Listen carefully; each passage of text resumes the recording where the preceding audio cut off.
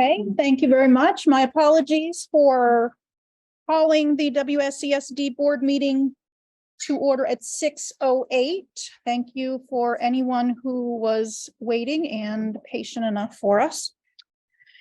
The meeting of the WSESD will come to order. This meeting is a hybrid meeting, which means that some or all of the public body is meeting remotely and some are meeting physically in a previously noticed location where the public may attend to observe, listen, and participate contemporaneously. Please note that while we will strive to provide means for those attending remotely to participate in the public comment period, there may be technical difficulties or reasons that otherwise prevent or interrupt remote public participation. Therefore, it is important to note that the open meeting law only ensures the public's right to participate and comment at a public meeting by attending at the designated physical location as posted in the notice and agenda. If a member of the public or of the public body has technical difficulties accessing this meeting remotely, please alert us by email. In the event of a technical difficulty that cannot be resolved, we may continue the meeting if necessary to time and place certain. Please note that all votes taken during this meeting that are not unanimous will be done by roll call vote in accordance with the law. The first item on the agenda is student matters. So we will give 5 to 10 minutes to students who would like to share with the board. Perfect. Hello, my name is Harassment and we are all three here to represent the student advisory to the board. We'll be now reading our mission statement. Okay, so the last time I was in here in person, I mentioned that we were working on a mission statement, writing it with our group, and this is the first draft. It is a work in progress, and I'm just going to read it out loud for everybody.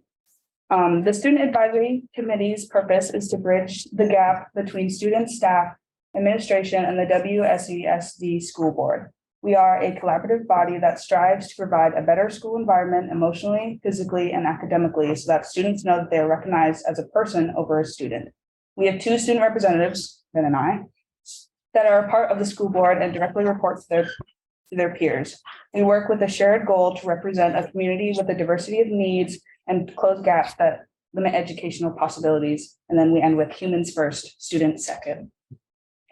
And our second point that we're going to go to is we know that budget season is upon us. It is here. And we have some ideas of certain areas that we wish to see money allocated to. Our first point is modular classrooms, which is basically we want to create a couple model classrooms that allow for more freedom of movement, like different types of chairs, different types of desks that allow different types of learners to be able to have those needs accommodated. Because our usual rooms, it's like the same chairs, the same desks, and the same like sort of setups. They move sometimes, but a lot of the times that doesn't work for everybody. And yeah, we just want to move some money into making that possible, just for buying furniture and things like that. And then, yeah, we also want to see some money allocated for equity in our sporting teams, and especially when it comes to equipment, making sure everyone has the ability to access whatever sport they want to. A recent example is someone on the Nordic team couldn't afford their Nordic skis, so we want to make sure that that doesn't hold anyone back. And then lastly, for the finances, we also want to have a little bit of money for to supplement materials. So when like certain classrooms or certain departments run out of materials and there's not room in the budget to get more, like through the school, and the teachers then have to go and buy it for themselves. We have the example of when a certain color paint runs out in an art class, usually the teacher has to go and get it themselves for the entire class. And also regular, just like pencils, erasers, you'd be surprised how quickly those go with so many students and a lot of classes and everything like happening all at once. So we just want to make sure that teachers shouldn't have to dig through their own pockets to make sure that they have everything they need for their classrooms and their students. And then our next topic is professional development. We have identified multiple areas in which we could see improvement. The first one being professional development in terms of language usage and how teachers use language around their students and the implications and impact that those words can have. Specifically talking about identity slurs, and recognition of that history is really important. And having a conscious way of teaching these words in our classrooms and understanding the correct history behind them. Yeah. I'll now be passing it to Ben. Yeah, we also have talked a lot about seeing areas in professional development around community and student support, specifically expectations of how community is built, how students are supported, and how students are spoken to in every interaction and day-to-day conduct of a classroom. And we would love to see that debrief of that professional development done with students in classrooms to further emphasize that collaborative aspect of it that we're looking for. Some also long-term topics that we're looking at are some reconsiderations of schedule and seeing where we have break time and lunch time and passing time and seeing where different how we can look at the schedule to better accommodate the success of our students, which is our overall goal. And yes, these are what we came up with as students, and we ask for your consideration, and we ask that you take these seriously. And again, we are the Student Advisory Committee. Thank you for your time.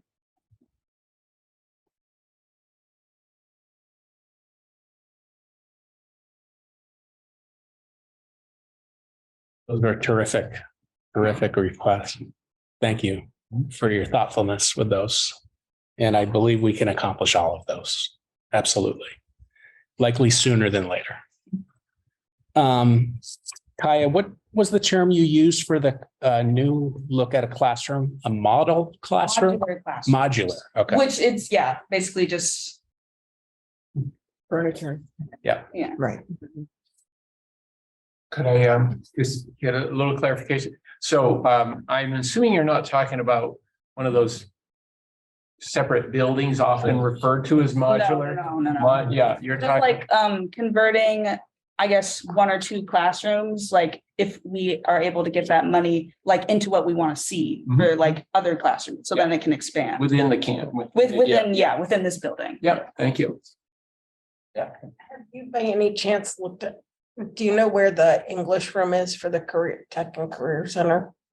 It's actually in the hallway right by the elevator just below here. And they have brand new desks in there that are stand up and sit down desks, so you can raise and lower the desk. And then it also has wheels in the front so that you can tip the desk slightly and move it around the room and it has chairs that are the same, can move up and down. You're welcome to stop in and take a look. There are also rooms that now have tables that are the same way that can raise and lower.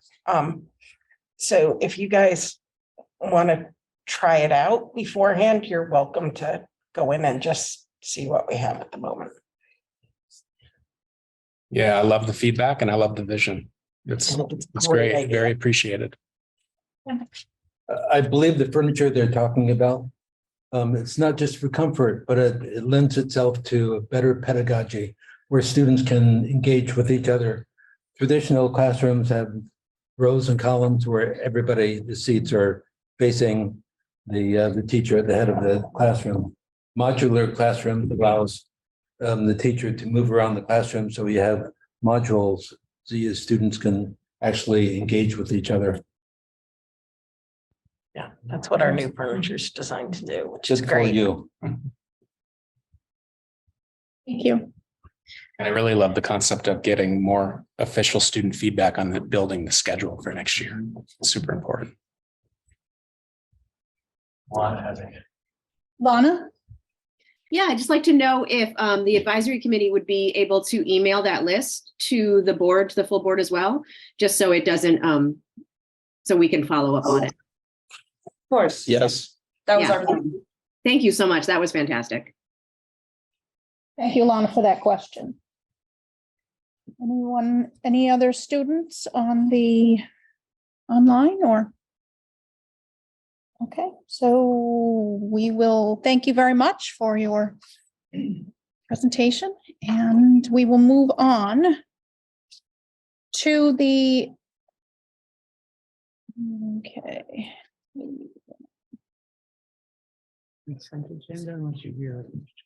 We will move on to the consent agenda. The clerk's report, the approval of the minutes for November 22nd and December 1st. Is there a motion to approve the minutes from November 22nd and December 1st? So moved. Was that Liz? Oh, Sean. Thank you, Sean. Is there a second? Second. Thank you, Deborah. All those in favor of approving the minutes? Okay, Tim? Well, once again, I have to mention this because we are committed by statute to following Robert's rules. And we simply do not follow Robert's rules in minutes where it cites who said what. There's Roberts is pretty unequivocal about this. And I've mentioned it a couple of times, but let me give you what Robert says about why the disadvantages in citing who said what. They tend to personalize and politicize discussions, moving the focus from what the board decides to who said what. In fact, who said what is irrelevant. It is the decisions of the body as a whole that are important. Discussion is merely a means to an end, not an end in itself. If records are kept of people's arguments, participants can become intimidated and guarded. They may fail to express their true opinion. The purpose of minutes is to create an official record of the body's actions. This purpose becomes clouded over and obscured when irrelevant material is included. Detailed minutes make it hard to sort out the actions taken from the verbiage. They absorb a lot of staff time and can result in the bodies taking too much time to correct the record. That's not what I said. In the worst case, detailed minutes provide fodder for your opponents should your board ever be involved in a lawsuit. So basically, if you look at the minutes, throughout the minutes, it says it attributes who said what, simply that. Paul?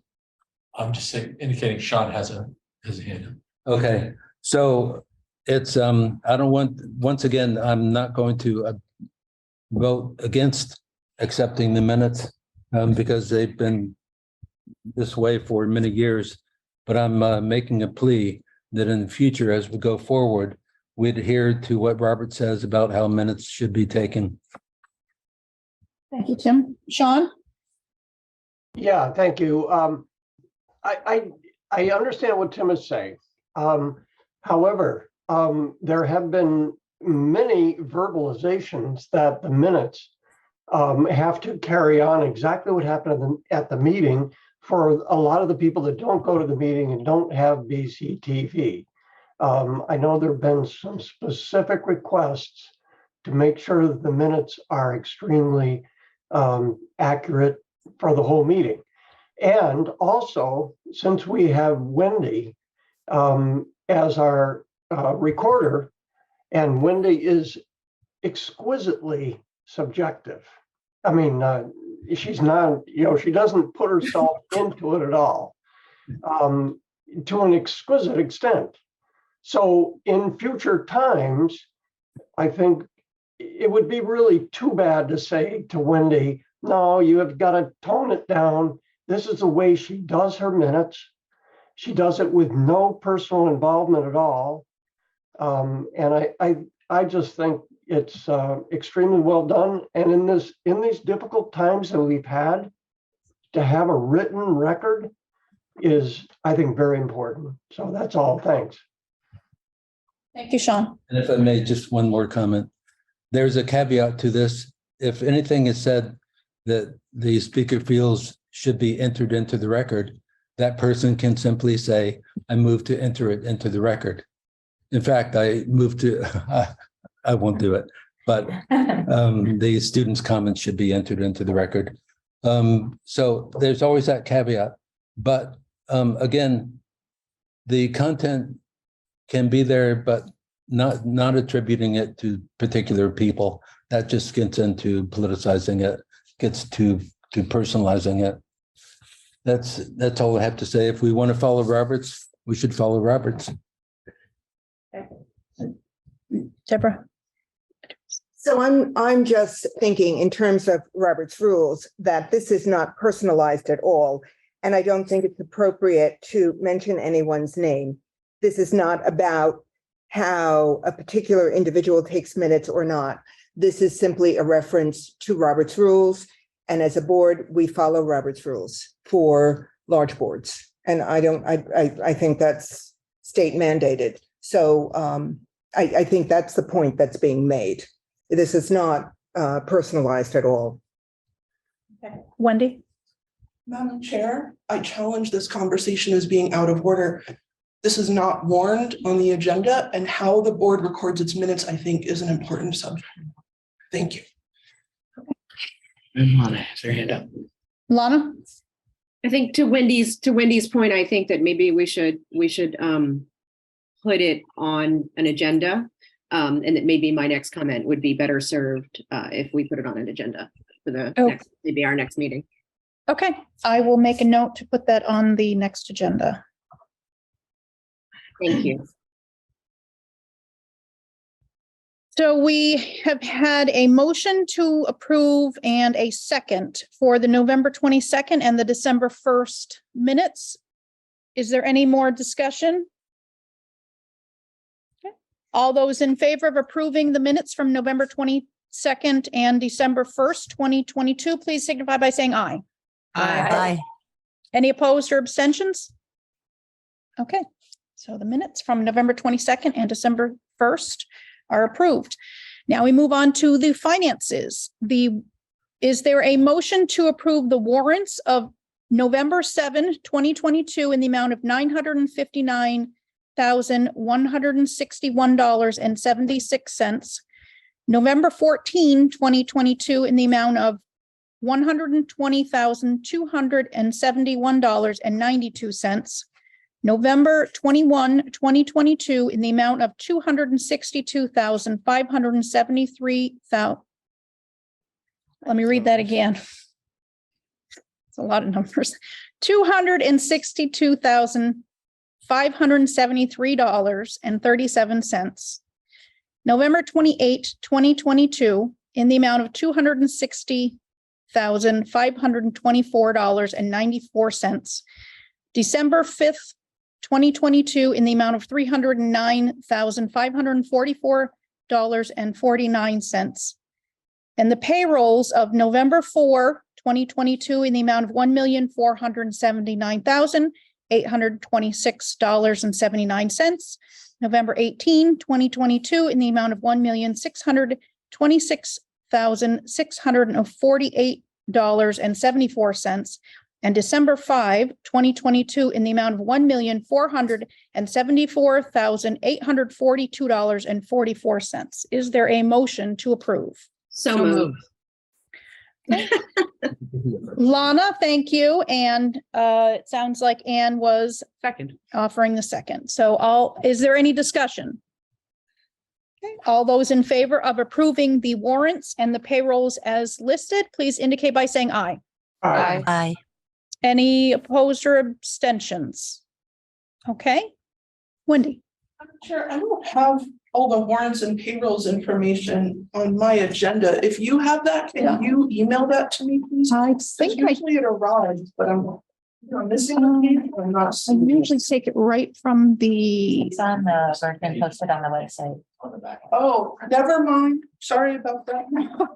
better to ask the question and Yes, it is. Thank you. yes, okay. Oh, whoops. Sorry about that. And thank you, Paul, for offering that assistance. So now we move on to public comment on non-agenda items. We will give 10 minutes. And Sean, would you mind doing the timing? Are you?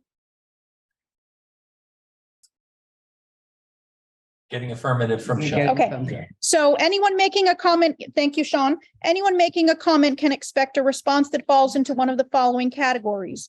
Receive an acknowledgement of the comment with no further action planned. Receive an immediate response by the board chair or administration. Administration would be directed to contact and respond to the person. Clarification sought from the administration for a specified meeting. The topic would be added to a specified future board agenda. The matter would be referred to an executive session. A public hearing would be held on the matter. Do we have any public comment on non-agenda items? Okay, so I'm going to ask a second time, any public comment on non-agenda items? Okay, so one more time. Public comment, non-agenda items. Okay, thank you very much. We will move on to unfinished business, the new WSESU website follow-up. Do we have any? You have an update? Yep, so as I can't remember if it was shared at the last board meeting or it was an SU meeting, but our new website is live. And we are still, working through the glitches and the kinks and receiving feedback. The request I would have of board members is if you have specific feedback for updates on the new website, to please filter those through Kelly. And then at some point in the middle of January, myself, Paul, Frank, Gary Parzak will sit down with Kelly and Carrie, review feedback, and do everything we can to have that feedback reflected on the website. So whenever you unleash a new website, there has to be a moment in time where you actually open it up. And that's where we get the feedback from the community, from our administrators, from teachers, community members, and board members. So it's still being developed. So we'll check in middle of January and have a formal meeting down at central office and take a look at what that feedback is. Okay. And I assume that you are welcoming community members to review the website and to provide you some input from the community member. Yeah, absolutely. Perspective. Okay, great. Thank you very much. Something I would add is there was some question about what to do with the prior websites. Some people may have bookmarked the old website. Those are not being updated, and now those contain a banner right at the top of the site. This site is no longer being maintained. Go to this new one and remember to bookmark it. So we're trying to sort of pull in all of the folks that are used to going to the old Google sites website and refocus them back to the main website. I think I've responded to those questions, concerns that I have. We added, made sure that the leadership councils were in the new, embedded in the new site. So I think we're at a point where pretty much that first round is in place. But if there are new pieces that need to be in place, that's, we can absolutely go there. And that would be what would be the sort of the next round. Now that we see what it looks like, how can we make it better? Ben. If I can ask, Kai and I have been talking about if it would be possible to have our emails on the member page of the SD board just as student reps. So Just for like any reach out or anything like that, if anybody has questions or something. yeah. One of the things Paul and I talked about today is also capturing the different presentations throughout the school year. So we're going to work on adding those, and just like your presentation tonight, we could add that to the website as well. Some districts. I'm going to. Sorry. Okay, I could. You can go ahead. Okay. Some districts' emails that can come in to students from community members are restricted. Oh, that's right. Yeah. So we should check on that because we'll just need Mary or Bob Whitberg to adjust that for you. I think from our end, what it does is just say this is not from your district and like a huge warning, Message. but you can dismiss it. But it might be, yeah. I just want to make sure you get the emails that you should be getting. Of course. Thank you, Nancy, for that point. And Jackie.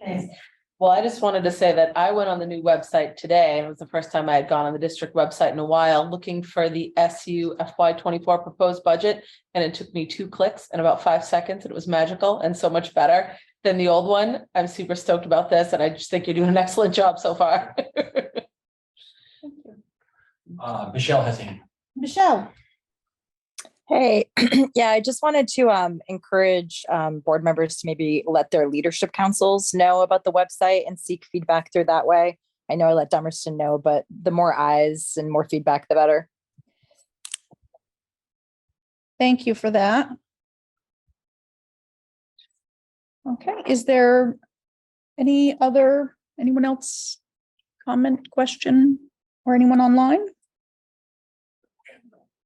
Okay, so we will move on to the sexual abuse investigation update, which I don't have any new information. I don't know if you. Okay. So we will move along to the administrative report. Okay. As we've heard from our students earlier, we are in the budget development part of the schedule. So our next school district board meeting will very much be focused on budget development. Frank, did you want to speak a little bit to the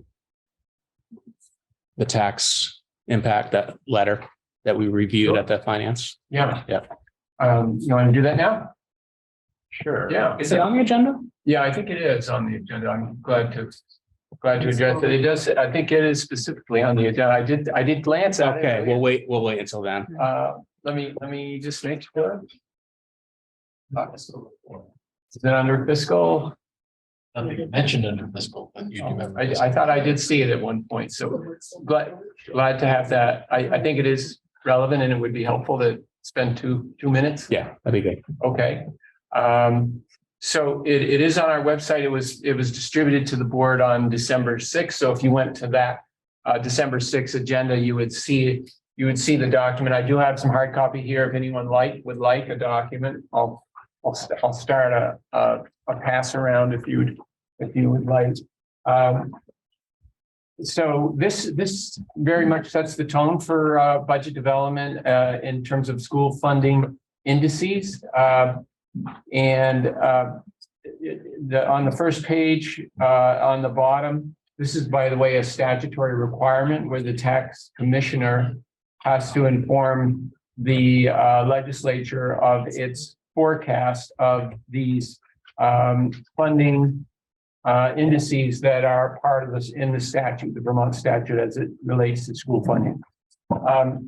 At the bottom of the first page on this document, the commissioner refers to an average increase of 3.7% if the yields that are projected were adopted. And that is assuming that reserved funds were allocated to the ed fund. So if you're following along, that's that bottom paragraph. But it's also important to note that that's at the discretion of the legislature, and the commissioner said that the legislature does not allocate those reserves funds to the ed fund. Then we would see an 8.3% average school property tax rate increase, and this is across the state. The second page is a little bit more detail in terms of the actual numbers that very much drive the calculation of the tax rate. The top chart refers to the homestead property yield. I believe that relates to how much a penny on across the state it will raise, or $15,000 per penny. And that's how they get from a dollar, say, you see more rates referred to $1.57, $1.64 more rates on this document, to raise, in our case, about $50 million out of the ed fund to balance our budget.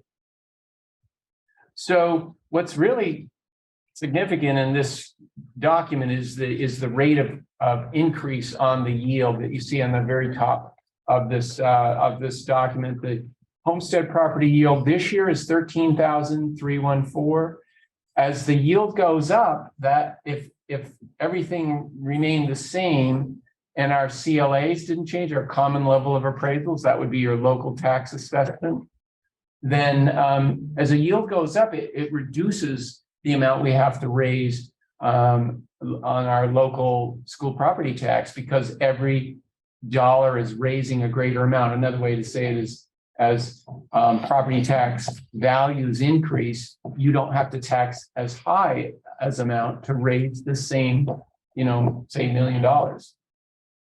And in this case, this yield is up 15%, which is unprecedented. That is very unusual. But on the other hand, so has been the real estate market in the last several years. We know that. And it is a reflection of that. So there are more statistics on this document, and they are general projections that are dependent on what the legislature actually adopts. But you see the average homestead tax rate reference $1.57. You see that in our annual report on the tax projection page that we developed. Finance Committee has been working hard at preliminary versions of different segments of our proposed budget that will be ready for next Tuesday for the board. And hopefully we'll have the equalized student data from the Agency of Ed by then, so that I can provide an estimated tax rate with some of these assumptions. But we need our own equalized student count data from the Agency of Ed in order to project our tax impact associated with the proposed budget. So I think that's all I thought might be useful as a quick overview, but glad to address any questions if anyone has. Thanks, Frank. And our next board meeting, this board will take a much deeper dive into where we are with budgeting. At this moment in time in the school year, we're also entering the winter benchmark window for curriculum and assessment. So that window opened on the 12th and closes second week of January. Now, during this time, teachers will be giving assessments in literacy and math to all of their students. In early February, we will be meeting in data team meetings, which include teaching teams, administration, coaches at the building level, coaches at the school district level, curriculum and assessment, and special education. And we'll be looking at growth from the fall benchmark window. Earlier in the year, we presented fall benchmark data at an SU board meeting. In February, we will present another data presentation looking at winter benchmark data in relation to fall benchmark data at a school district board meeting. So that'll be coming up in February, and as related to our continuous improvement plan or action plan as well. So I wanted to take just a couple of minutes. Paul's going to pull up onto the screen a slide that we reviewed with the SU board about a month ago, and just talk a little bit about the different types of assessment. So you have some more clarity of what an actual winter benchmark assessment is, and how that relates to just like day-to-day assessment or summative assessment. So. We can see it on screen. Yeah, we can screen it on our screen. Yeah. Yeah, but you can't see that. There you go. Now we can see it. Now I can't see it. Oh, now it's gone.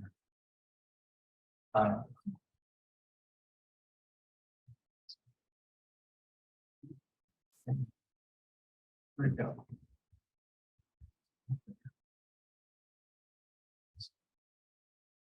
slideshow should be good.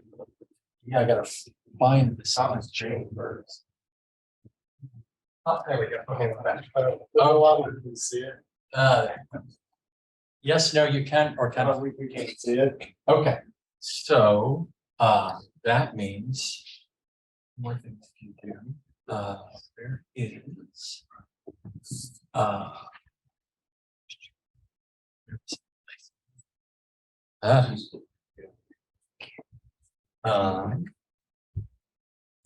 okay. All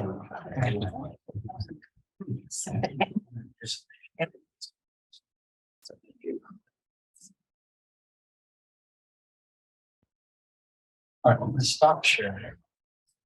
I'm going to pull up this screen. Go.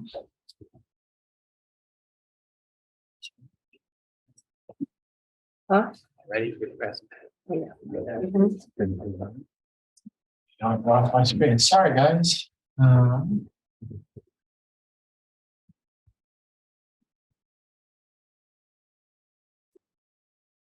There. Now, I'm not sharing my screen, but I might try them. Yeah.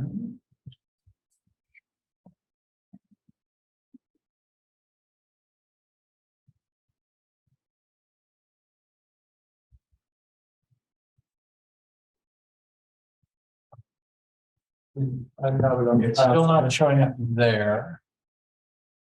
Where is it on my screen?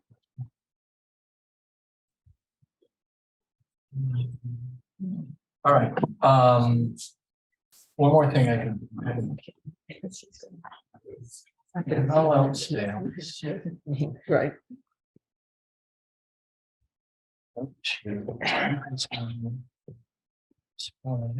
Displays.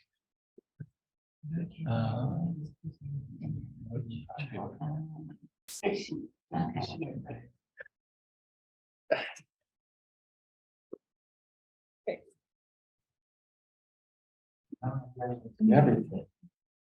And do there. And person.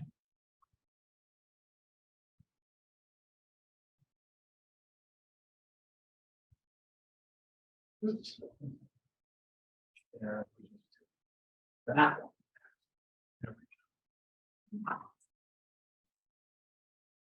Tell me. Hush. Really? I'll leave the screen share right there. Yeah, I'm scared, sharing your screen. Okay. I'm gonna do that first. Well, Paul You can is. tell I'm a pro at this, right? You are actually. While Paul is doing that, I will forward along. I sent an email earlier today to board members. The board agenda planning document that was shared earlier in the year. I thought it was a good time of the year to just kind of revisit what was shared earlier in the year. Yeah, they're just for board members. Admins have this calendar. They have. It would be a school board meeting agenda calendar.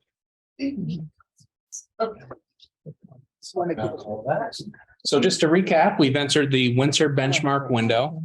So throughout the next month, students will be taking some assessments in reading and math. And then in early February, each school will be holding data meetings to review progress from the fall to the winter with the concept of setting goals for the spring. And then the same benchmark window will open in the spring. Again, folks on those teams and those data meetings looking at the data are, the teaching team at the school, the administration, our various coaches, special ed and curriculum and assessment. So to get a sense of what the benchmark window is and what kind of data point that is, Paul's going to speak to the various types of assessment that we use in our school district. So as Mark said, this is part of a presentation that we did at the SU board a little bit earlier in the fall. And this presentation was put together by Brendan Tucker, my colleague, my curriculum coordinator. I give her all of the credit for presenting it. She has a great sense of how to present this sort of information. And the metaphor that she's using in this particular document is that of a sort of a doctor visit. And along here are all of the different sorts of assessment that we use. And if we think of it in a sort of a medical metaphor, 3 times a year, we take the temperature of every student in order to get an overall sense of status. Those are called benchmark assessments. As Mark spoke, we've already done the fall benchmark assessments. The mid-year benchmark window started this week. Some schools are starting now. Some schools will go perhaps after midwinter break, but the window will close toward the middle of January, and those data will be used not only to monitor our progress from spring to winter to halfway through the year, but also end up being used as part of report cards for at least for the elementary schools. There are other pieces of information that we use. If a student shows up as needing an additional look, we might do something like an informal diagnostic, and you can think of that as maybe additional blood work. We also might, with particular students, if we're providing an intervention, if we're concerned about the student, we think we've got a sense of what their needs are, we might be providing for those additional needs and want to check along the way, maybe check the blood pressure as we go along to determine whether progress is being made, whether the intervention that we're using is having the effect that we want it to. We expect to see growth. If there isn't, we might change the intervention a little bit. There are also formal diagnostic procedures that assessments that we might do, particularly if this is perhaps on as part of an assessment for potential for eligibility for an IEP. That would be a sort of a full workup. And then we have these other forms of assessment. Formative assessment is happening all the time in classrooms. That's actually the majority of assessment that happens in schools, is day-to-day formative assessment, an exit ticket that a teacher gives as students are leaving the class that informs the teacher about the impact of the lesson that day and maybe has some impact on what the lesson is going to be the next day. Self-assessment, we get students to assess themselves on how to reflect on their progress. And then we also do some summative assessments, say an end of unit test or a mid-unit quiz.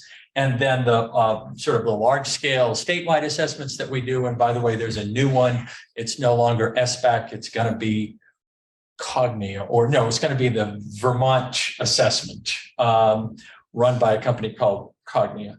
And then end of year, we may have a summative curriculum-based measure, as noted there. The National Assessment of Educational Projects would be another one of those large scale assessment items. And that's the sort of the how are we doing on a very, very large sort of 30,000 foot view. So as Mark noted, going back, the benchmark assessments are the ones that we use to really drive our intervention support for students across the year. And those are happening. The second round of those is happening right now. Thank you. So again, in February, we'll provide a more formal presentation. You'll receive materials ahead of time, doing a deeper look into where we are as a school system in terms of academic data, and as it relates to our action plan goals as well. Is this for every grade level? Elementaries, absolutely. Middle school, moving in that direction. And high school, still some more formal work to do to develop that. Okay. Yeah. Pre-K has a totally different teaching strategies goal assessment. Also in kindergarten, we tend to delay that initial benchmark until the kids have kind of landed on the planet and sort of developed what they need to do in kindergarten. And it doesn't make sense to do a benchmark assessment right at the beginning of kindergarten. And so we delay that a little bit, but by and large, starting mid-year for kindergarten, beginning of the year for everybody else, we do try and do a benchmark assessment. And as Mark said, K6, K8, and then we're looking at that at the high school. Can I ask, is it possible for you to send that to us? Yes, the presentation done, it's up on the website, but certainly the presentation for the SU board. Okay, yes. We could even do it all over again. Well, it was an interesting, I mean, I was Zooming, I think, on that occasion, and it was informative. It was a series of bar charts. Isn't that right? That particular presentation? In terms of pre-COVID, Yes, COVID, yes, post-COVID. Yeah, and I thought it was something that the SD should also hear. Absolutely. Okay. For instance, documenting the impact of unfinished learning with respect to COVID. Yeah, and some of the interventions that are being planned. Right. You've spoken about the action planning team, Yes. and it's a high-powered, terrific team. But I'm looking at policy G8, the local action plan. And that says That's that participants will include teachers, school board members, administrators, parents, other community members, and may involve students when appropriate. To my knowledge, this kind of team has never existed in this emerged district. That's further on down under new business. We're gonna. Oh, we are going to talk. Sorry. I should have. And we can speak to that as well when we get to that. Thanks, Kelly. Other update I'd like to give is our work with Chris Overtree. School principals have reached out to Chris with dates. I'm pretty sure every school has a solidified date to work with Chris and his team and our team, school-based teams, to look at climate data. So I believe that's happening in the first weeks of January. So that's exciting. I have talked to Chris about at some point when it makes sense to present at a board meeting the work that's been done. I put out a communication on Friday of last week highlighting our school district work with the local food drive project Feed the Thousands. We've officially been taking a major role in this drive for the last 17 years. So if you're out holiday shopping, getting ready for the upcoming holidays, Friday, December 16th, we'll have students throughout the school district at Hannaford's participating and actually leading a fill the bus event, where essentially the goal is to fill a large school bus with food. And we've been doing that for a number of years now, close to 10 years. And then lastly, I've asked Kate Margaitis, who's here tonight, to present a follow-up work around Title IX. And I think it's a nice follow-up to the preventative measures that we shared at our last board meeting. And also on tonight's new business, we have F38, prevention of sexual harassment as prohibited by Title IX. So I've asked Kate to talk a little bit about Title IX, HHB, and the role that she takes as our Title IX coordinator. So I'll turn it over to Kate for a little bit, and other admins, feel free to jump in. Hi, everyone. Thanks for this time. I am the Title IX and Equity Coordinator for the district. So I help to oversee the implementation of both those policies. Can you get that up on the screen, Paul, please? Thank you. I tried to find my brow. Okay. So I'll talk about two different policies tonight. And it was hard to narrow down what I do talk about because both policies are pretty lengthy. Title IX is newer to us in implementing that policy. So we're still learning a lot about that and how to implement that. And we've done a lot of work around prevention as well. But I think what I'll cover tonight are just some bullet points and a quick overview that's important for community members and board members to know.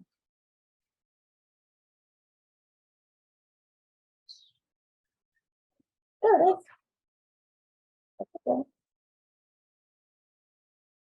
Already. It's faster. You're welcome. Just get me off the screen. All right. Are we all happy? Yes. Peter, we have- Yes. All right, we can go to the next slide. So one of the things that is part of the policy that schools have to have are designated employees. They're also referred to as DEs at each school. And typically that is made up of an administrator and school counselor. And so they really is their role at schools are to receive reports of hazing, harassment, bullying, or anything that is related to Title IX, sexual assault, sexual harassment, dating violence, any of that sort of thing. And so staff members know that they have to report that to us. Families can really report to anybody, but if they report to a staff member, the designated employees must know so that they can start the process of investigating if necessary. And one of the things we've worked on in policy is increasing the number of designated employees. So you can go to the next slide, Paul, please. As administrators and staff at the beginning of the school year, all staff are trained in HHB and Title IX policies at the beginning of the year, mainly how to report incidents, what their role is as a staff member, if they see it or hear it, is to stop it in that moment. And then report that to the appropriate people. And so in that moment, educator staff members are really trying to make the environment safe and keep students separated or safe and just stop the incidents as it occurs and then report from there. We've had administrators attend training through VSBA, the Vermont School Board's Insurance Trust, particularly this year. We've had a lot of administrators sign up for trainings around Title IX so that we better understand that process because it is fairly new to us and we haven't had to do it a lot. HHB, F23, hazing, harassment, bullying, we've done throughout the years. And so that one is never really easy to determine and to do the investigation. It's a lengthy process and takes a lot of time. But we understand that policy more and how to proceed with that. So we're doing a lot of training, which is great that we should always be doing. And we did some work at our summer admin retreat this year and are dedicating time at district admin meetings throughout the year. One of the things I'd like to do is to kind of calibrate our process amongst administrators. So we look at scenarios that may have occurred and we talk about how we might approach those, investigate those, and what kind of determination we would come up with if we felt that it was harassment, bullying, hazing, or not, to make our work more consistent throughout the district. So we're responding in a similar way at each school.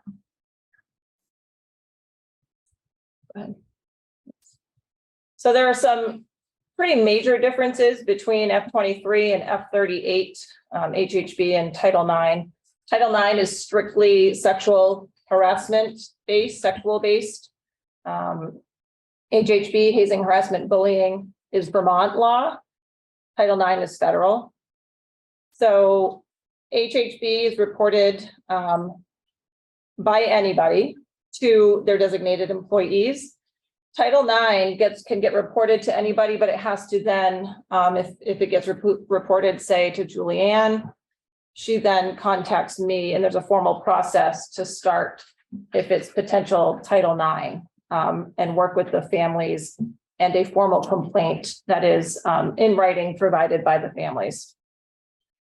HHB has a defined timeline of investigation. So once we have knowledge, we have 24 hours to start that process and notifying families, and 5 days to complete that investigation, which would be talking to any staff or student witnesses, and then coming up with a determination and also following up with families. Last year, just for a little bit of data, we had 18 substantiated under HHB across the district. So some of those may have included sexual harassment that did not go through Title IX. So one of the things with Title IX is parents need to agree to go through that process. And often what I found is that they choose not to because it's a very different process. It's pretty laborious. And they don't want to put their students, their children through that process because it could potentially do more harm. There is no defined timeline, so it could also drag out and take a lot longer.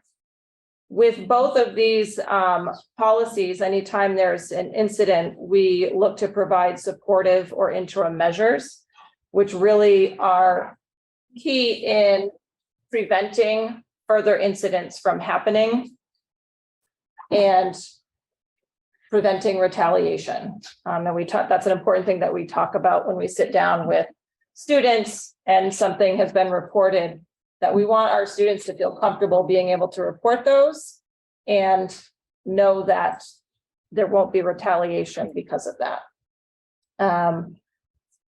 Title IX, based on last year, I've had probably about, this is a guesstimate, 5 Title IX meetings, I'll call them, this year with families. If an administrator calls me, potential Title IX, will then contact the family and set up a meeting, talk about preventative measures, and then they determine whether they want to follow that policy or not. And none of them have gone through that, but all have been happy in the outcomes that have occurred in order to prevent continued behaviors like that. Go ahead, Paul. So it is a collaborative process because it's hard to make that determination on your own. We'll call each other, talk things through, and kind of just collaborate on that process and not make that decision in a vacuum, because those decisions impact students and families. And we want to do it in a way where students aren't feeling also labeled as a bully, right, as well. And there's a lot of learning moments that go with this. Part of determining that is meeting the criteria of the definitions that are written in the policy, the severity and pervasiveness and its impact on access to learning and school is a key defining thing in determining whether or not something is bullying per Vermont law or harassment for Vermont law or Title IX. I know that word gets thrown out a lot, bullying. And so it's important for folks to know what bullying really means in terms of when we do an investigation and what it really looks like. So kind of, we need to decide, is it bullying or is it unkind or unsafe behavior, right? That we're working with and how to address those. And our outcomes and goals, anytime that we are doing an investigation or kind of dealing with these situations that come up, is to take prompt and remedial action. So those are those interim and supportive measures that I talked about that could be like in, let's say, the high school, they might have different walking routes to classes, so they don't have those interactions. It might be separate areas out at recess. It could be one-on-one support throughout the day, if that's available. And it could be meeting with a counselor once a week or daily. So there's all kinds of things that we come up with and strategize around to provide our students, so those things don't recur. And so both parties feel safe and comfortable. Restorative justice, if appropriate, and would never put anybody in that position if that wasn't a safe position to be in. Safety plans, skill practice, like I mentioned, and then consequences. There are always those typical consequences, but they're usually combined with something else because, as we know, consequences like suspension and things like that don't necessarily change behavior.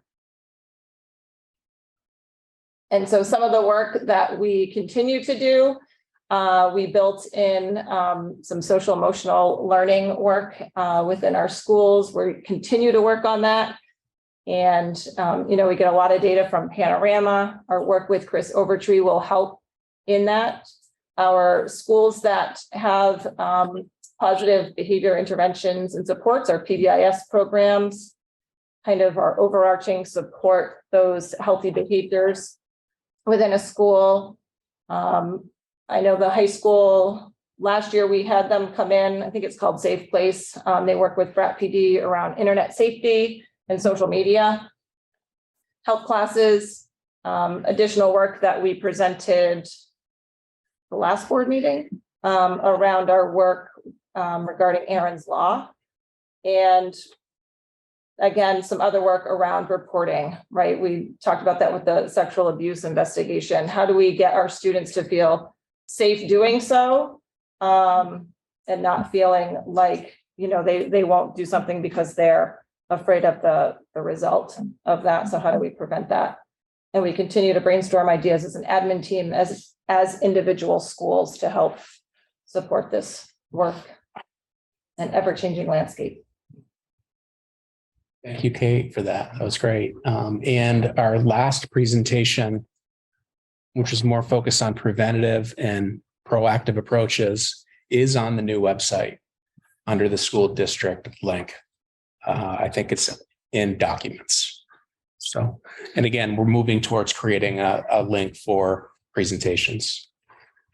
So when you were talking about, you were making the comparisons of HHB and Title IX, and you spoke about Title IX being maybe a challenging process for people.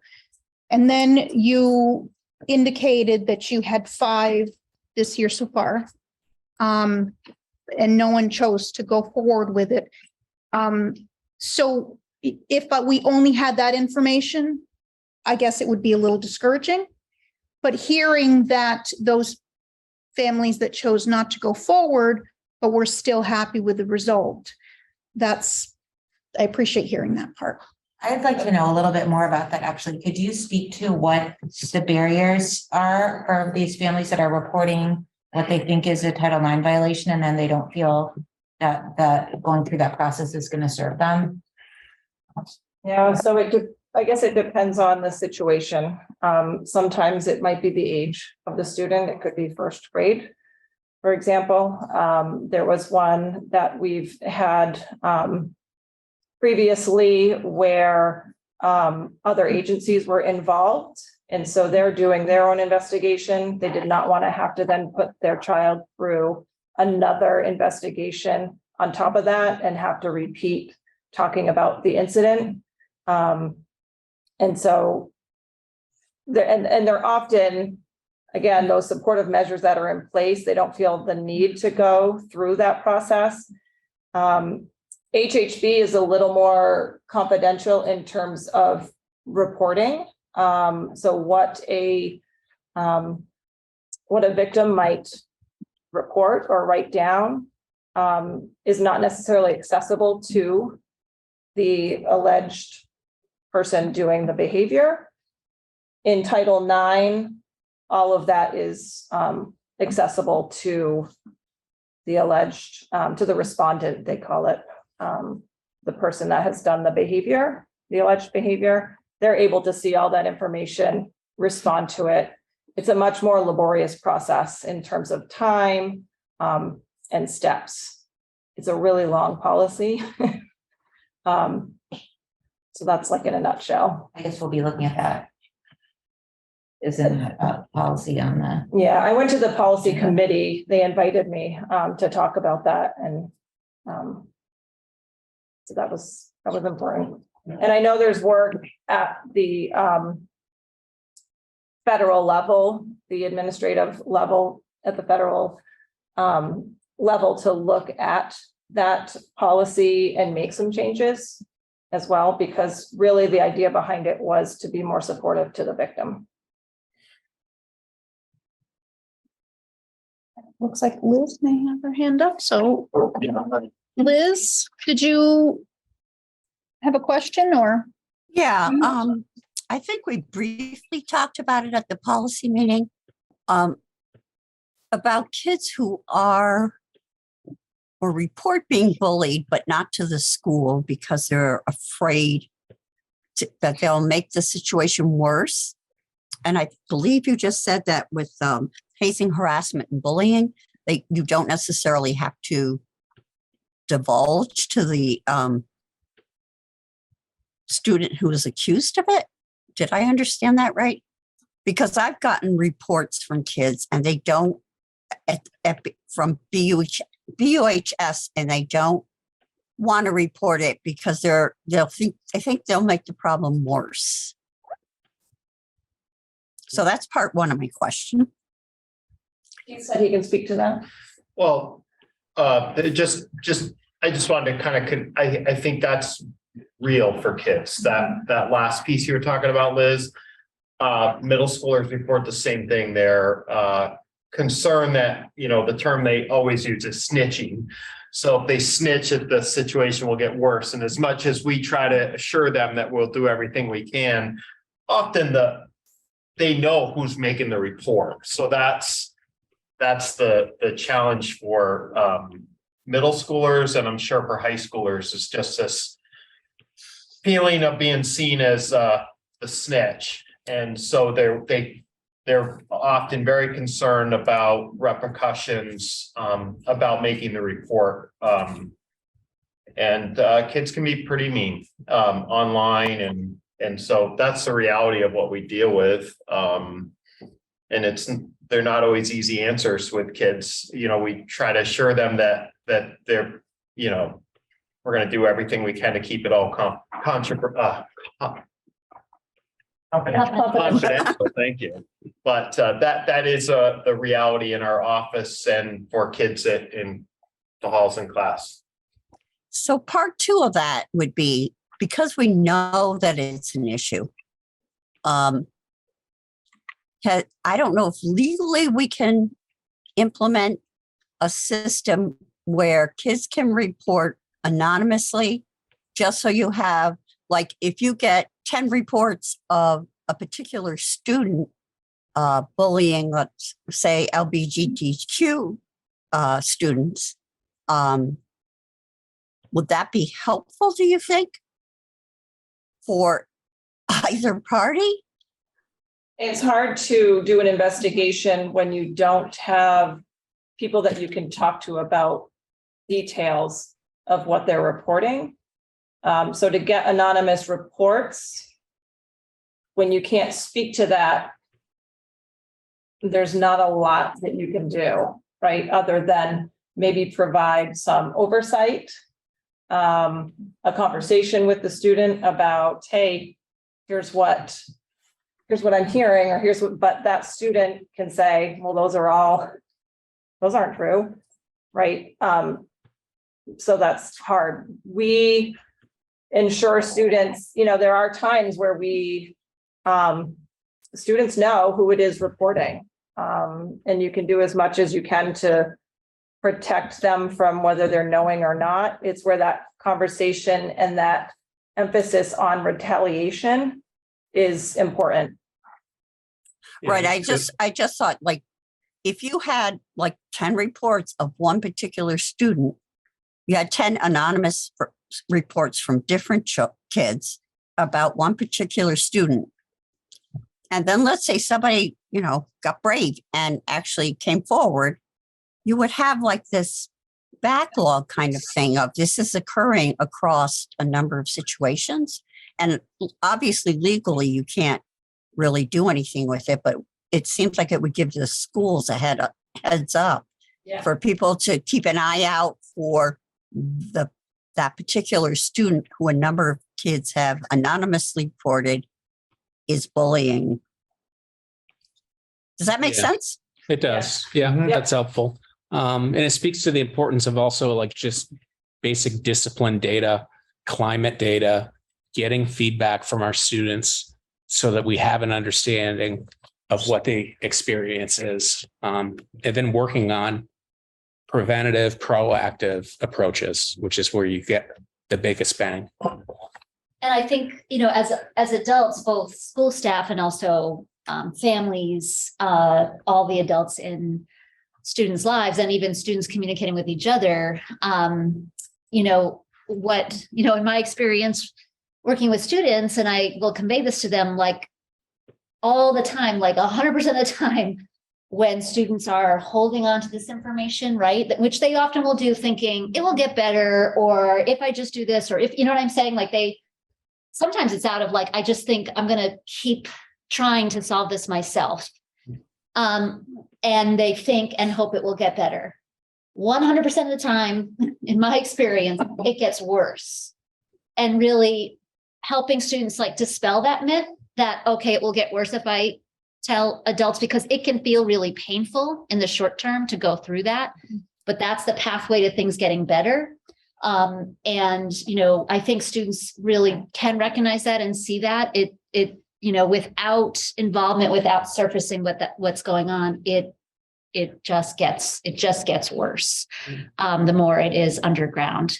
And so students helping each other see that and supporting each other going through that painful process. And as us as adults really continuing to always make that point, because I think it's a point that needs to be like really stated, like it will get better to go down this path of getting help with this problem. And that's certainly community and climate work that we try to do every day in our schools. Thank you. So I may be out of order right now, but I just had a panic attack about policies, looking at the new website and comparing it to the old. And in a number of cases, the old website is up to date. The new website is not.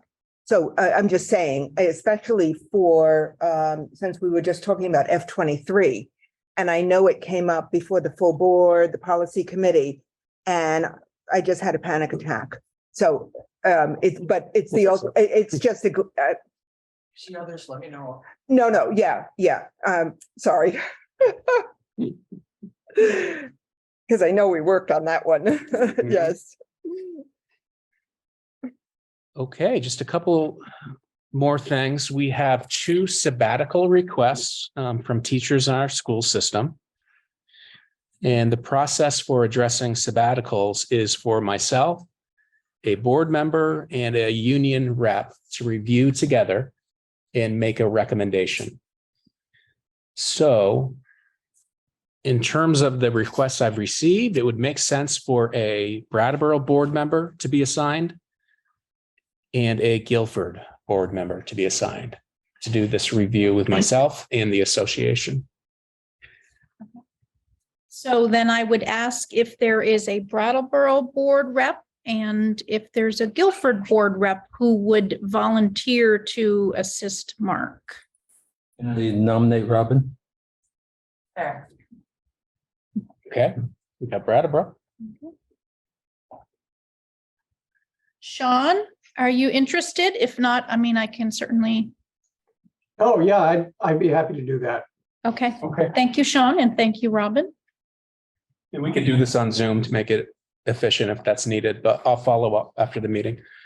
And then lastly, we have a resignation and 3 retirements. So resignation, Tracy Benet Perrin, Green Street School Counselor, is resigning at the end of this year. So the new year, she'll start at another school. We want to vote on that before, or do you want to hear the retirements as well? Sure, we can vote on that. Is there a motion to accept the resignation of Tracy Benet Perrin? I move that we accept the resignation of Tracy Benet Perrin with regret. Okay, thank you, Anne. Is there a second?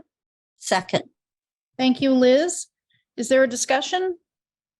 Okay, all those in favor of accepting the resignation of Tracy Benet Perrin, please signify by saying aye. Aye. Any opposed or abstentions? Okay, thank you. And I'll just say, because I've worked with Tracy for many years, she's a fabulous educator. And her new school is very lucky to have her. Retirements, we have 3 BUHS teachers retiring. Mary Lee Atlee, our librarian. This doesn't happen until the end of the school year. Deb Heller from the English department and Richard Heller from the art department. So 3 retirements at the end of the school year. Okay, so is there a motion to accept the retirements of Mary Lee Atlee, librarian at BUHS, Deb Heller from the English department at BUHS, and Rich Heller from the art department at BUHS? So moved with regret. Thank you, Anne. Is there a second? Second. Robin, thank you, Robin. Is there any discussion? All those in favor of accepting the 3 retirements as indicated, please signify by saying aye. Aye. Any opposed or abstentions? Okay. Thank you. And that's it. Okay, so then we move on to the fiscal report. Okay, so I have been asked for a 5-minute break. So we're going to take a 5-minute break until 7:30. We will return promptly at 7:30. Okay, and we are back to order at 7:32, only 2 minutes beyond what the expectation was. So, okay, so we will move along to the fiscal report if Frank is ready. Sure. Just a brief report, and I know Finance Committee was present tonight, so please add to my report. But we've been working on an elementary budget proposal a couple of weeks ago. Last week was a secondary proposal, the draft for fiscal year 24. This evening at Finance, we looked at the revenues, and we also had a summary page representing the full budget. So at this point, the draft that comes to the board next week for review is 62.9 million proposal with a 3.2% increase. So that's the draft that Finance has now reviewed over the last several weeks.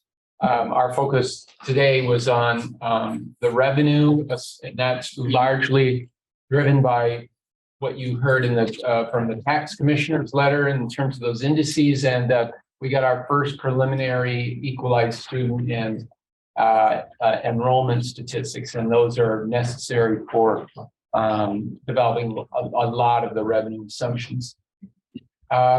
So that's the brief report on budget development. I did want to mention that, as you know, we've had December 20th on the schedule for the first draft. Typically, that's not the 4th Tuesday, but typically in December, we don't meet in that holiday week. So assuming we're on schedule for that. Last thing I wanted to mention is the budget process, as you know, and I've spoke to this before, very much a leadership team engagement and then engagement with teachers are so many stakeholders in the formative process of a draft plan. One area I don't take responsibility for developing is the board's budget. So if you would maybe just reflect on any particular request that you may have. And, certainly fine to do this after you see the full plan. But for example, we had a brief discussion about legal expenses.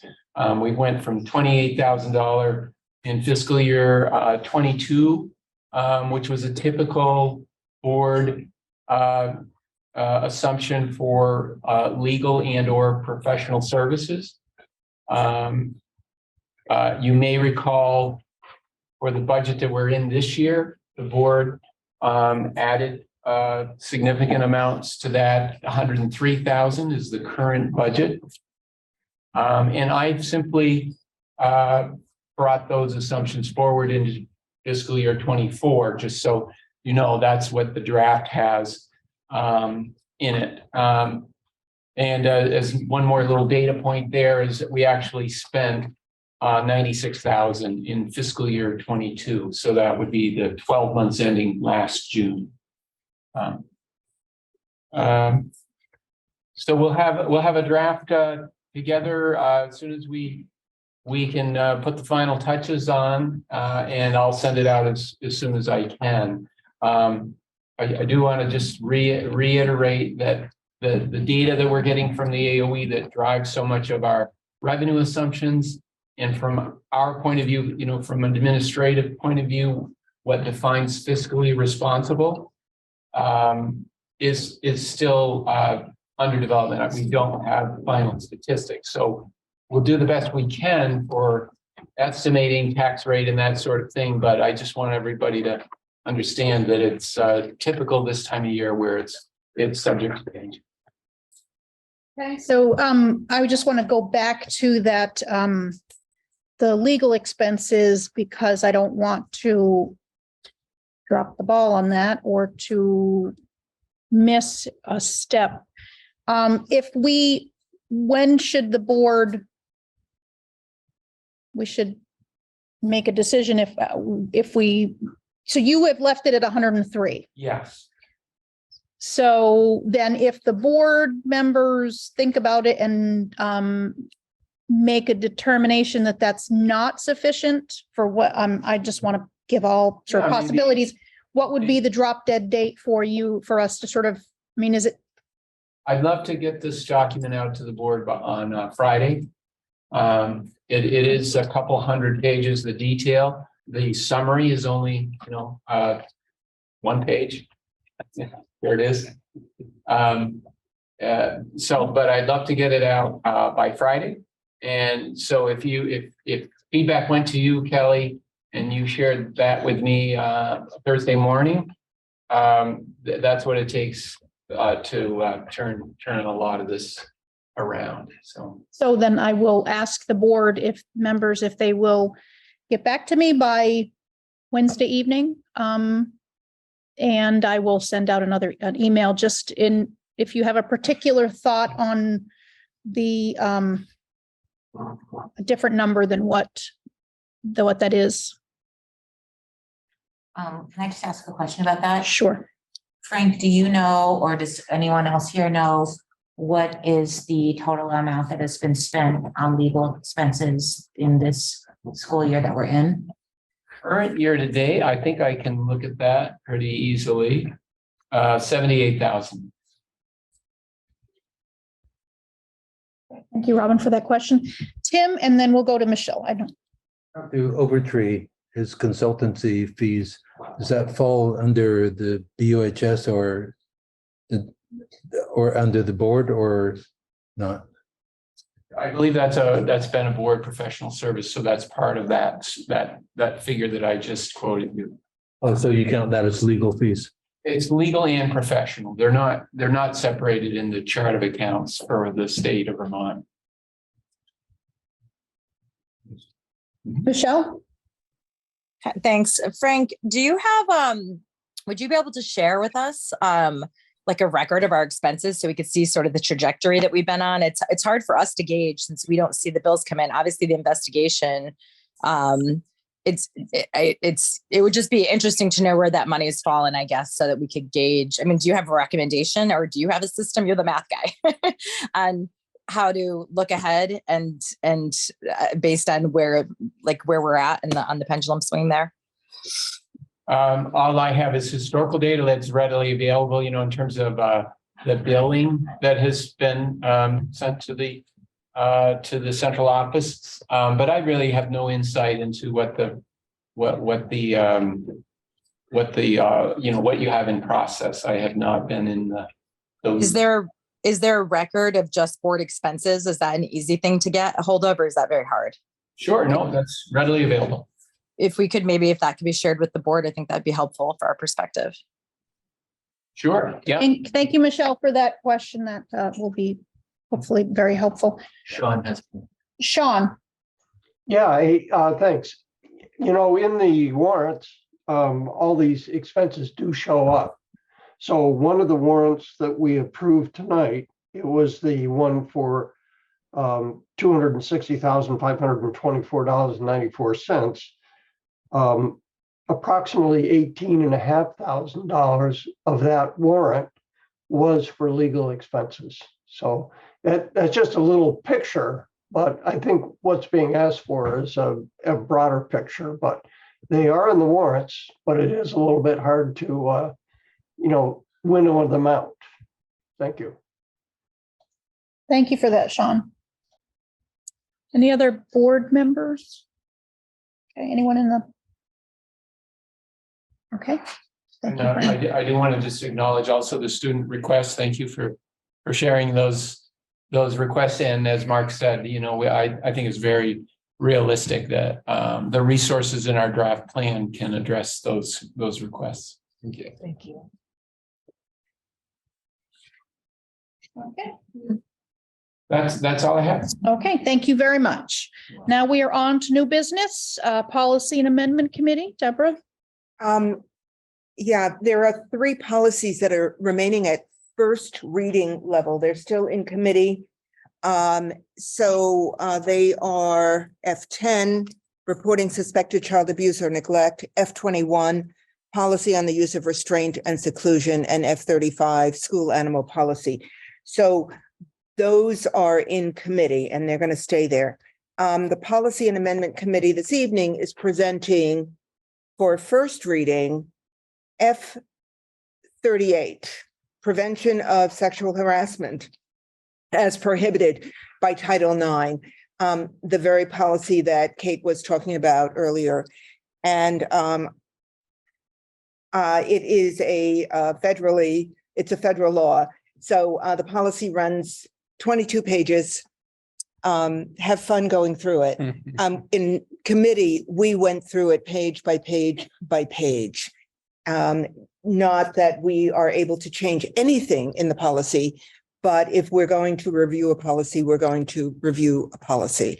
I want to thank Kate for coming to, I believe it was the November 29th meeting, sitting with us, talking about her responsibilities, which are extensive. I just want to acknowledge that she is doing 2 full-time jobs at the same time.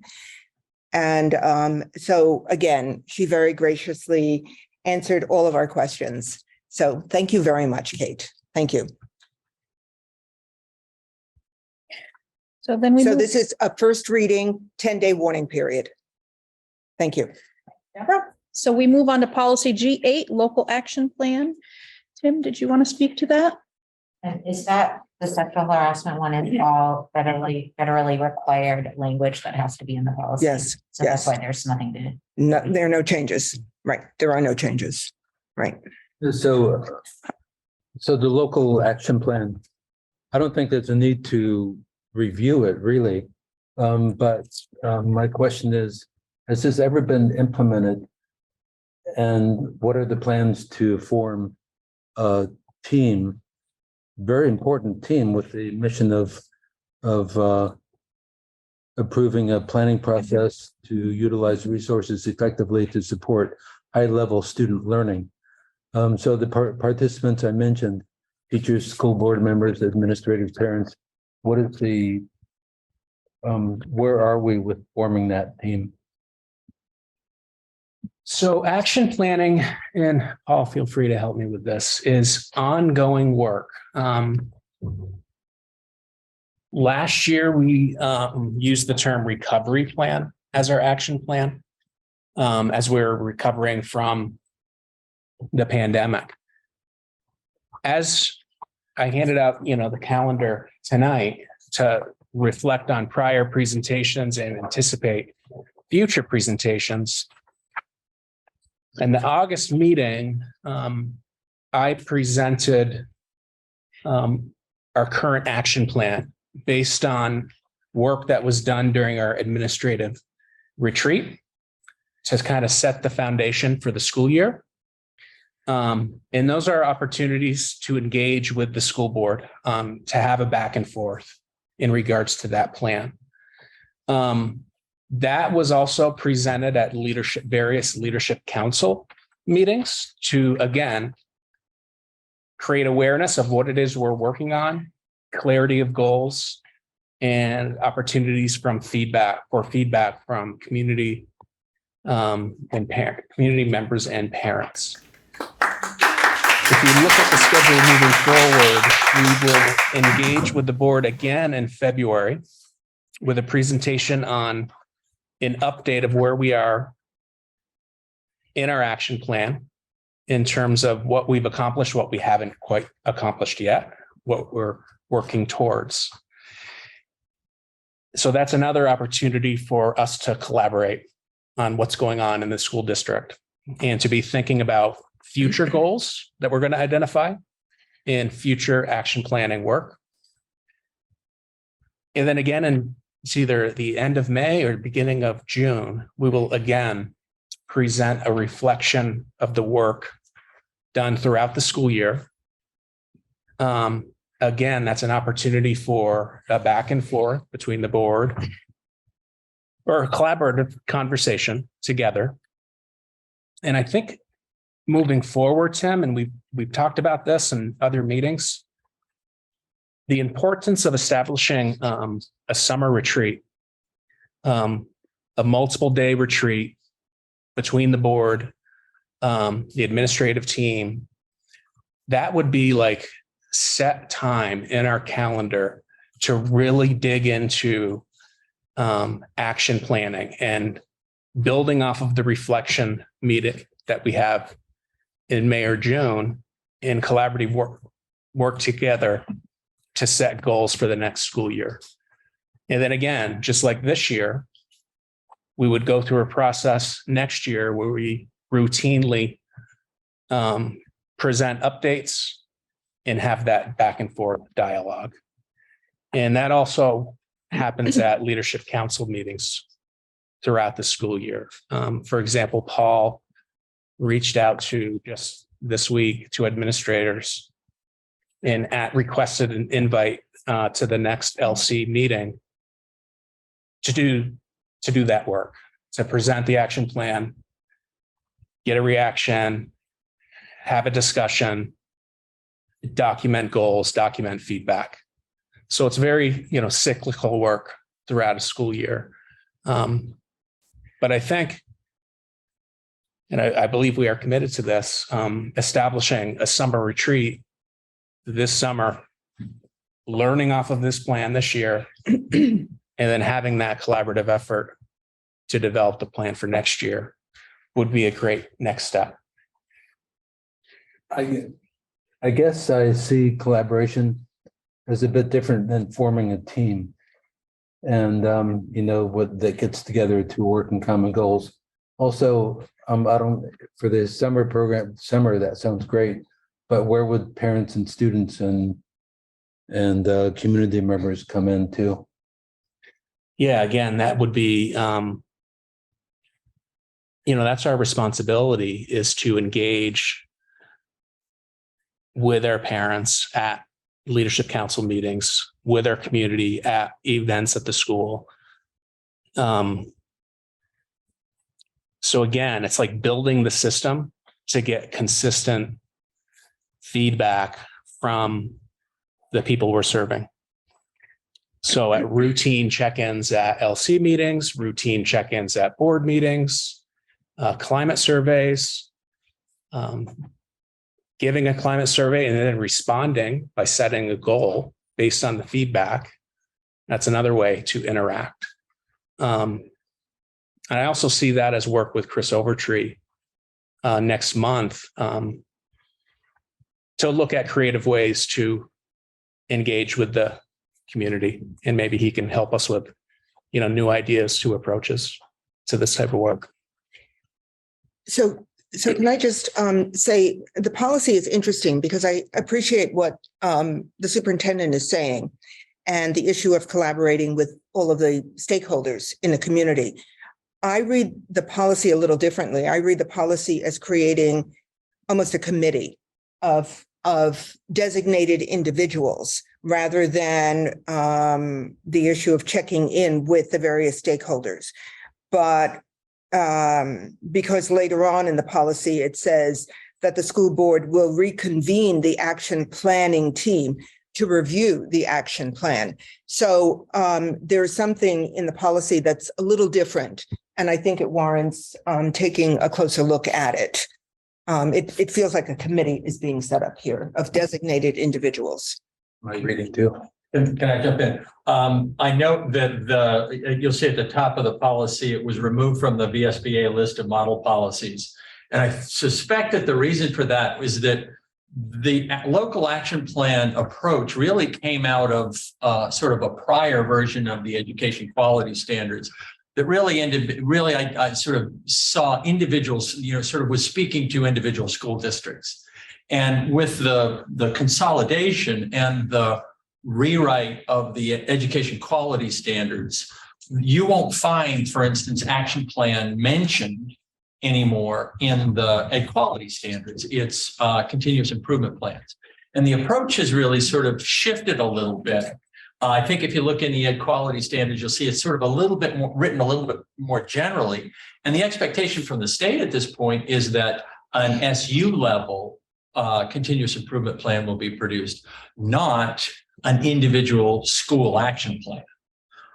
The other piece of it is but that's not to say that an individual school-wide plan following Title I regulations isn't created by every Title I funded school. So there are school level plans for all of the Title I schools. Those are called school-wide plans.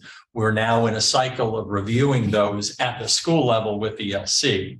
But there aren't specifically required individual school level action plans. And as I say, it doesn't even speak to action plans. So I'm sort of wondering if this policy is no longer in alignment with the ed quality standards. And I wonder if that's why the VSBA is saying, follow the ed quality standards, not this model policy that we created. You kind of lost me at VSBA.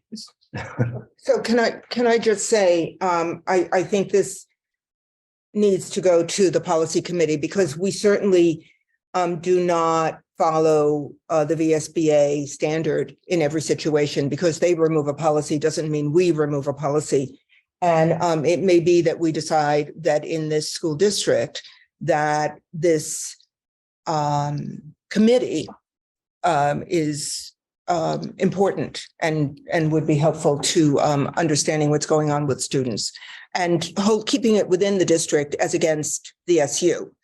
So I do note that it's removed from the VSBA, but then I sort of shrug my shoulders on that one for the moment. I will say, I think the VSBA does try and stay in alignment with the State Board of Education rules. And so that I'm surmising that may be what this particular. And moreover, it's incumbent on the school board to make the recommendation to the superintendent and principal.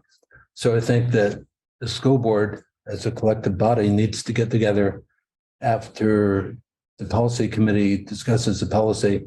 If we agree that a team should be formed, then it's upon the board to designate participants for that. Do you know if there's a way that we could find out why it actually was removed? I'm just curious. We can look into that. Okay. Sorry. Because, yeah, I think that would be helpful to inform us. Because if it is related to it being out of alignment with the recommendations of the education and quality standards and the updates to those, I do think that is something important to consider. I also noticed that this policy for creating such an important team is pretty vague on how many people should be on this and what other considerations there would be of how to appoint people besides just drawing from these various stakeholder groups. But I think that would be when it's too bad that they don't just include that when they say this is removed because blah, blah, blah. Because I think that would be important to know whether it's something that they're just like unnecessary or if they're like, this is in opposition to what direction we're trying to move in globally with this kind of stuff. So my question would be if Mark could look into that aspect and then maybe bring it to the policy committee that you already participate in, and maybe the policy committee can bring something back to the board that might be helpful Happy to do that. and clarifying. Thank you. So now, Michelle. Yep. I just wanted to share, just as far as like getting information like that from the VSBA, that they are super helpful and super approachable. You can call up a phone number. They all have their cell phones on them. It's really easy. Sue probably knows off the top of her head exactly why that policy was removed from the recommended ones or the sample ones, or a quick email. They're very responsive. So just wanted to make sure everyone knows that they're very accessible to all school board members in the entire state. Thank you, Michelle. And so now we will move on to the appointment of a Brattleboro representative to the Independent Budget Review Committee.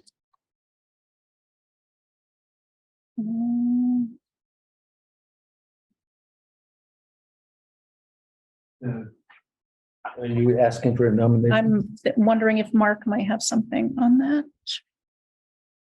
I don't. I know Jackie Reynolds has been participating. Okay. Michelle. Yeah, I was wondering about that. We didn't appoint any of the other members this year officially. We haven't done that with the other Putney, Dummerston, or Guilford. I know that the way it's set up is that it was supposed to be people get voted or nominated during town meeting, but because we haven't had one held together, the school board appointed them last year, but I don't know if we have to do it all, but we haven't done the other three. So if we would, it should probably be all or nothing. So this was added at Barb's direction, I believe. Now that we will be back to the annual district meeting in March, subsequent appointments to the committee will be done as a warning article at that meeting for the next fiscal year. Okay, wait a minute. But that would be for next year's budget. committee. Is this looking for somebody to Okay, serve on it right so now? it's, I apologize. I should have read further down in the email. So, Can I just say? I think Jackie would be a great asset to the committee. can I have a motion to appoint the following members to the I'm going to Independent Budget Review Committee. Jackie Reynolds from Brattleboro, Christina Naylor from Dummerston, Maggie Foley from Guilford, and Rui McAdoo from Putney. So moved. Thank you, Michelle. Is there a second? Second. Thank you, Robin. Is there a discussion? Those all seem like great people. Okay. So all those in favor of appointing the following members to the committee, please signify by saying aye. Aye. Any opposed or abstentions? Okay, wonderful. So now we will move on from that agenda item. to the Finance Committee recommendation regarding the lease agreement with the Whetstone Village Association. Frank, did you or Sean? Sean, did you want to address that or did you want me to speak to that? Sure, I'll do it. As everybody saw, I sent again the draft proposal that came from the Whetstone Association. And I had sent it previously a couple of weeks ago, or maybe even a month ago. And what this is something that's been worked out between the association and the Finance Committee, Frank and myself and Wendy and Nancy, sorry. And so we added a couple of things to it today so that maybe Frank probably has that on the computer there. We requested that we make sure that the insurance, that there's no exposure for the district on the 3 parcels, and also that there are no buildings constructed. And that was totally amenable as far as the association was concerned. So it's what we've developed here is a way to no longer have the district pay the association fees every year. And we've been working on it for since 2006. So, it's been a long process. And so it seems like a compromise, and it's a good compromise and collaborative. So, and maybe Frank could talk about the additions that were made tonight. And Jerry actually made the changes to the proposal. So thank you. Yes, and he did send us a revised document, added two sentences. One addressed, as Sean said, the hold harmless provision of the district, so that there is no liability that we would have for anyone using that property. And then the other was, as Sean mentioned, that they would not allow any building or structure developments on the 3 lots that the district owns. So I do have that document, and it's ready to be signed by either it's been addressed to the finance chair on behalf of the SD board. But I think it would be in our best interest if there was a motion to approve the lease as presented with Whetstone Village Association, which essentially gives them use of our 3 lots for a 5-year period at no cost to the district, and alleviates our obligation to pay the $1,500 a year fee that we've been paying for 20 years. Okay, so I'm sorry. Were you making the motion, Sean? Yeah, I was going to say so moved. I think Frank accepts it pretty well. If Wendy is comfortable with recording what Frank just said. I'll get it. Yeah, thank you. I'll second it. Thank you, Sean, and thank you, Michelle. All those in favor of the motion as stated by Frank, please indicate by saying aye. Aye. Any opposed or abstentions? Okay, thank you very much, Sean and Frank. Okay, so now we move on to. Add my thank you too. That's a huge load off. So now we move on to Act 250 application. And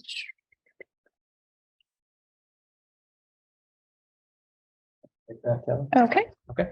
Yeah. So there's a proposal for an addition, new building at 498 Marlborough Road, West Brattleboro, Westbrook Court. There's an existing apartment building of 48 units. Of those 48 units, 4 children are in our school district right now. The proposed new building would go up to 70 units. So the estimate is that no more than likely 6 more children based on the existing size of the apartments would move in to the new buildings. So they're just asking for us to not get in the way of this building project to happen and say that we are essentially good with the proposal. We actually want more children in our school district, so it's a good thing. And more housing in our community. Exactly, yeah. That the location sounds familiar. Can you do you recall where It's that? at 498 Marlborough Road. Okay, it's up. Yeah, it's right across from Chelsea Royal. Okay, all right, Yeah. okay. So is there a motion to approve the Act 250 application? So moved. Thank you, Anne. Is there a second? Second. Thank you, Liz. Is there any discussion? So all those in favor of approving the Act 250 application, please signify by saying aye. Aye. Aye. Any opposed or abstentions? Okay, wonderful. Now, I believe we've already done the retirements, resignations. Okay, so we will move past that to the VSBA training on November 16 and 17. Did anyone have anything they wanted to share as sort of an evaluation from that? Or are we? If you would like to send something to me in writing, I think Carrie would really appreciate having something. So Could we have a discussion about it? Absolutely. Since we all participated, and maybe we just need to remember what took place. The first day it was board members, and I believe Mark was there. The second day it was admin and board members. The second day we did an exercise where we broke up into groups and we had maybe 3 or 4 topics, and we used newsprint and then put it up around the walls. It's in facilitator lingo, it's called chalk talk. And then we actually moved to our given home spot, our given newsprint, and gave a brief presentation of one of the topics and only one of the topics. So that was the setup of the 2 days. For me, I was very grateful with the second day to actually have an active, engaged conversation in a small group. The first day I found I'm tired of PowerPoint, and I'm tired of someone reading the PowerPoint to me. It becomes very tedious. And I found that first day PowerPoint and being lectured to, and we were sitting in one spot. And I'm a copious note taker, and I have few notes. The second exercise for me was great, except it was incomplete, because I think what Kanisha was going to have us do was walk around to every newsprint and have a silent reading period. And we never got to do that. So I never got to see what other groups came up with, except in that very brief presentation that was given by each group on only one topic. So I really wanted to be able to walk around and see what other groups came up with, because it was engaging and it was interesting. And I definitely would like more of that, more crosstalk, more time for that kind of engagement. And then, because I have notes, I wrote down my notes. The final point that I have is that with all of these meetings that we have had, we have yet to finalize meeting guidelines, community norms that we set up. As Mark said in that first day with Kanisha, you want 3 or 5 at most. I think in one of our workshops, with the workshop with the VSBA on August 1st, we had 19 written down, and Kanisha referred to those, but you don't go into a meeting thinking, oh, 19, I watch my P's and Q's on these 19. You pick the 5 hot ones, and we have yet to do that. So anyway, that's my assessment of what took place on those 2 days. Can I just speak to one thing before I get to Tim? We have one more session with Mel Motel, and I wonder if maybe we can take, if the whole board is feeling like that, maybe we can take this direction and use that as a way to do that. So we also have another opportunity with Kanisha to follow up the work that we started with her. okay, so I'm going to go to Tim, and then I know that there are people online who we will go to them as well. Okay, I hope the administrators will weigh in on this too. Yes. But talking about norms in the abstract doesn't really do a lot to put it into practice. In my experience, the most powerful method for workshops is the case study, especially live case study. And the format is pretty simple. You take an issue, a complicated, maybe contentious, important issue that we have to deal with, and you deal with it then for 15, 20 minutes, then stop, break down, and do an analysis of how we work together on that issue, and then get back to it. I've done this before, and it's powerful, and it's lasting, and it's meaningful. I think meaningful is what we were lacking a bit that first day. As Deborah mentioned, reading off slides is not very meaningful. On the other hand, what I got from the second day is the chance to talk to administrators and the superintendent about education, which sadly enough, we haven't done that in 3 years. That was the first time in my 3 years on the board that we were able to do that. It was really nice to talk to you guys. So I don't know if it's possible to for them to put together if they have the expertise to do a live case study, and it really does take skill and experience in doing it. But if Kanisha does have that expertise, I would want a few of us, the superintendent, to pick out an issue that's really important, perhaps COVID relief recovery plan, something like that. Thank you, Tim. So I'm going to go to the two board members and then Carrie, because she's, and then so Lana, you are next on my list. So yeah, I almost put my hand down because Deborah said everything so eloquently, but to add my voice to hers, I also found so much more usefulness in the second day. Being with administration was fantastic, really getting to talk to folks. And I was virtual, so it could have been better being virtual. We had some technical difficulties, but still the value of all of us being together and having discussions and really getting to talk to each other. I'd love to have more of that. And I too am exhausted by PowerPoint presentations, especially when it comes to a training where we're all trying to learn and work together. So I think it would be really great if we could follow up and do that last meeting with Mel Motel and really firm up our norms and have something that we can refer back to. So. Thank you, Lana. Michelle?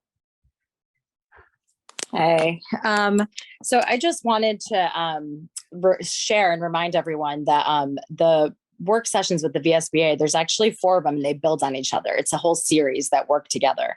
That first meeting that everyone was a little bored at, we were actually supposed to define our operating protocols, but there was conflicts about whether it should be a warned meeting. So we didn't do that. So we couldn't complete that work because that would have to be done on a public session. But I'm really excited. The rest of the sessions are with our administrators, and it starts getting into, layering up.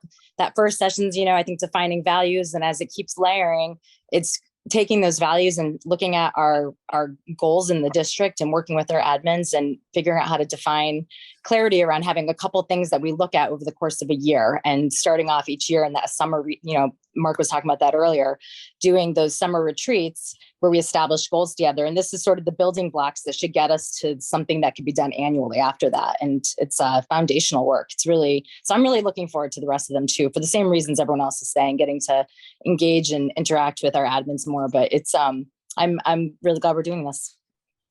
Thank you, Michelle. Carrie? Thank you. Your timing is perfect. I have a meeting set up tomorrow with Sue Siglowski of the VSBA. So I just took a whole ton of notes on everything you all said. And if anyone has more to say, feel free to email me tonight or tomorrow morning. I think we're meeting in the afternoon. And I can share this with Sue and Kanisha, and we can figure out what the next steps are. My plan is, before we finalize anything, to bring it to the boards to make sure that this is the correct direction. So those would be the next steps. Thank you. Don't put your pen down because we have Robin. So I just wanted to say that was a whirlwind because it was like literally as soon as I joined the school board, there's like a 2-day training. So it's I really appreciated jumping straight into like learning about what is it that I'm supposed to be doing here.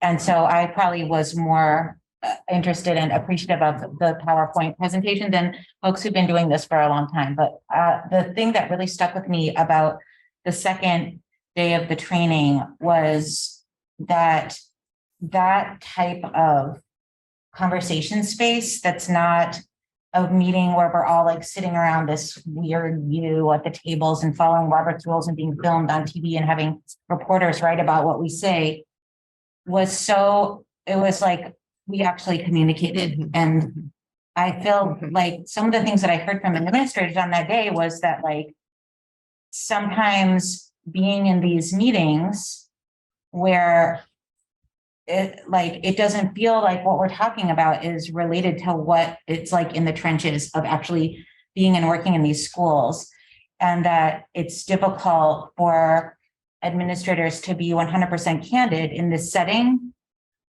And I actually feel like I know that like it's the law that we have to follow Robert's rules, but I don't feel like those are rules that support really good communication. It's very hierarchical and sort of almost discourages a different view than what is being put on the agenda.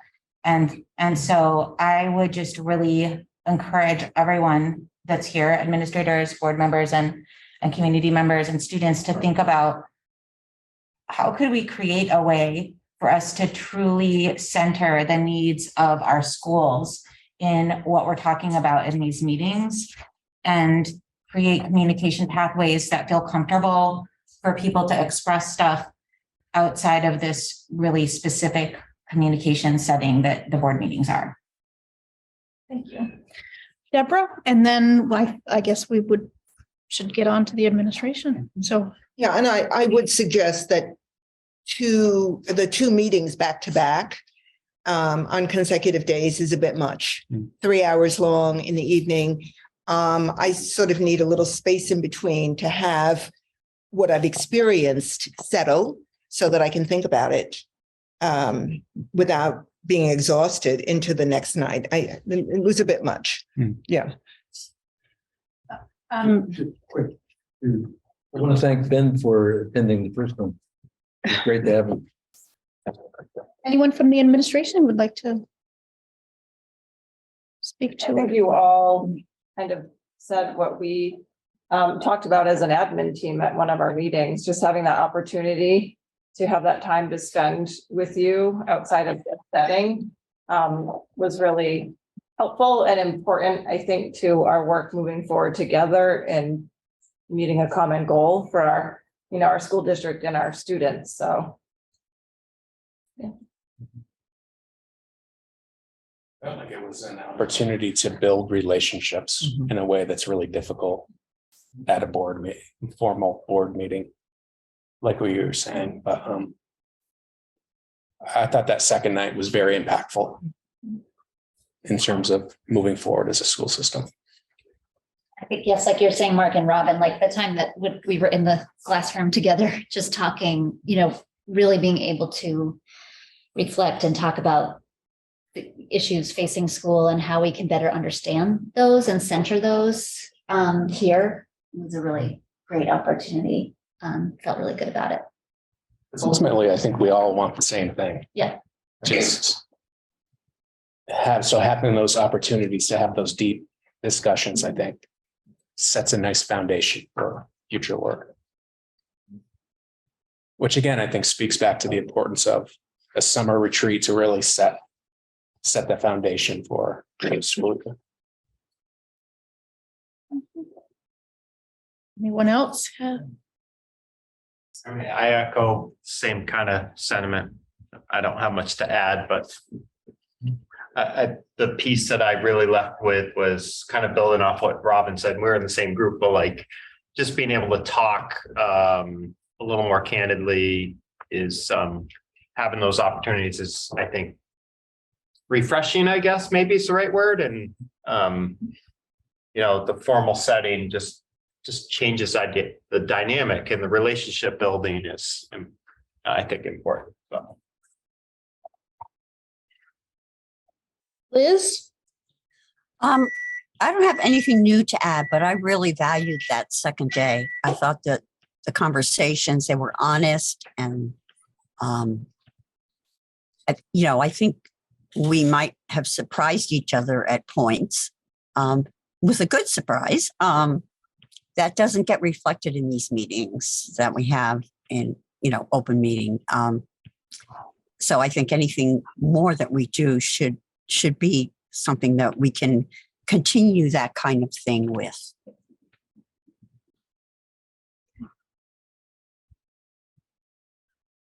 Well, if we don't have anything else. Madam Chair, there being no further business before this board, I move that we adjourn. Is there a second? Thank you, Anne, and thank you, Liz. All those in favor of adjourning for the evening at 8:22, please signify by saying aye. Aye. Any opposed or abstentions? Okay, we are adjourned at 8:22.